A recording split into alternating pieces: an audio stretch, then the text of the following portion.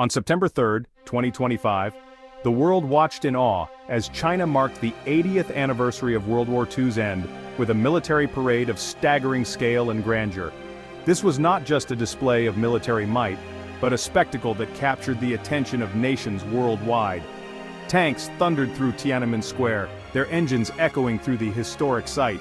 Soldiers marched in chilling unison, their precision a testament to rigorous discipline, while new stealth fighters roared overhead, cutting through the sky with a display of aerial prowess. This was more than a commemoration, it was a bold message to the world, a declaration of China's rising influence and ambition. China showcased its military might, technological prowess, and national pride, signaling a new era where Beijing claims a central role on the global stage. The advanced weaponry and technology on display were not just for show, but a statement of intent. The parade coincided with a major Shanghai Cooperation Organization summit, amplifying its significance and underscoring the strategic timing of this grand display. Leaders from Russia, Central Asia, and observer states like Iran sat beside President Xi Jinping, underscoring a growing alliance and a shared vision for the future. The hardware on display wasn't just for show, it was a statement of collective security, and a demonstration of the capabilities that China and its allies could bring to bear. The event mirrored the political discussions at the SCO summit, highlighting the bloc's readiness to defend its interests and to forge a path independent of Western influence.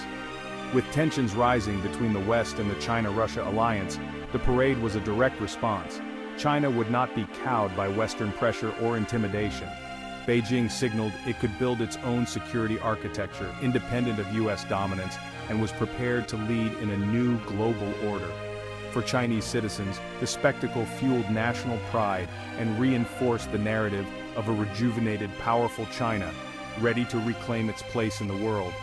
After a century of humiliation, China now stood tall, celebrating its transformation into a global power, a journey from past struggles to present triumphs. The parade was political theater, crafted for both domestic and international audiences, a carefully orchestrated event to showcase China's vision for the future. For the world, it was a stark reminder: the balance of power is shifting, and the old rules may no longer apply in this evolving geopolitical landscape. The message was clear: China and its partners are ready to shape a new order, one where they play a pivotal role in global affairs. The world must now reckon with a more contested, multipolar landscape where new alliances and power dynamics redefine the future. The SCO summit following the parade was as significant as the military display, signaling a new era of international cooperation and strategic alignment in Eurasia.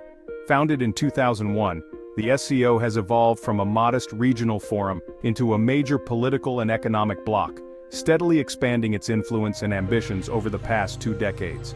Its members, China, Russia, India, and others, represent not only a vast share of the world's population and economy, but also a diverse tapestry of cultures, interests, and political systems. The 2025 Beijing Summit marked a turning point, with leaders openly calling for a more just, multipolar world order, code for a world not led by the US, but shaped by many voices and perspectives. The SCO's Shanghai spirit emphasizes mutual trust, non-interference, and respect for diverse civilizations, setting it apart from the West's often conditional and interventionist diplomacy. This model appeals to many governments wary of Western pressure, offering an alternative path for countries seeking to assert their sovereignty and pursue independent development. Experts now see the SCO as the backbone of an anti-hegemonic coalition, expanding its reach beyond security to include trade, the use of local currencies, and coordinated diplomacy on the world stage. Iran's full membership and a growing list of partners highlight the organization's rising influence as more nations seek to join or align with its vision. Despite internal rivalries, especially between India and China, members unite in their desire to balance US power and to find common ground on key regional and global issues. The summit showcased their ability to manage differences, resolve disputes through dialogue, and present a united front to the world. Shared threats like terrorism and opportunities like the Belt and Road Initiative took center stage, highlighting the SCO's role in fostering both security and economic connectivity across the region. The message was clear: whatever our disputes, we are more united in our vision for a multipolar world, and committed to building a future based on cooperation and mutual respect.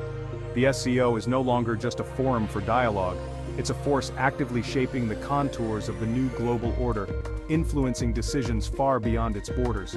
The West now faces a formidable alternative, as the world's balance of power continues to shift and new alliances take center stage. In the weeks after the SCO summit, diplomatic moves solidified the anti-Western bloc. Putin's visit to Pyongyang and a new Russia-North Korea treaty signaled a revived alliance with China's public endorsement.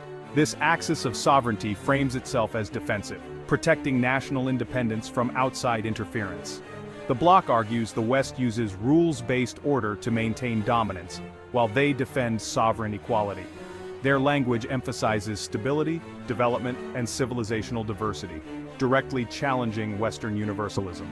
China and Russia increasingly vote as a bloc at the UN, vetoing resolutions seen as infringing on sovereignty. They're building alternative financial and tech systems to reduce vulnerability to Western sanctions. This is more than rhetoric, it's the construction of a parallel world order. The West's ability to set the rules is no longer assured. The divide between the West and the China-Russia bloc is a clash of governance models. The West champions liberal democracy, individual rights, and universal values. China and Russia prioritize collective stability, economic growth, and state-led development, arguing legitimacy comes from results, not elections. For many in the global South, China's model, offering investment without political strings, is appealing. The West now faces a true ideological rival for the first time since the Cold War. The core question: is good governance about freedom and elections, or about stability and prosperity? Competing models are vying for influence worldwide. The definition of progress and legitimacy is up for debate. The outcome will shape the future global order. India stands at the crossroads of this great power rivalry, a nation uniquely positioned between competing global interests and shifting alliances. Long committed to strategic autonomy, India now faces mounting pressure to choose sides as the world becomes increasingly polarized between major powers. Clashes with China have pushed India closer to the US and the Quad, strengthening defense and economic ties. Yet deep-rooted connections with Russia and active participation in organizations like the SCO and BRICS keep India engaged with the other bloc, maintaining a delicate balance. India values its relationship with Russia as a strategic hedge, ensuring it is not overly dependent on any one power, and seeks a multipolar world where its voice and interests truly matter. The US courts India as a key partner in its Indo-Pacific strategy, but New Delhi resists full alignment, preferring to keep its options open and maintain flexibility in its foreign policy.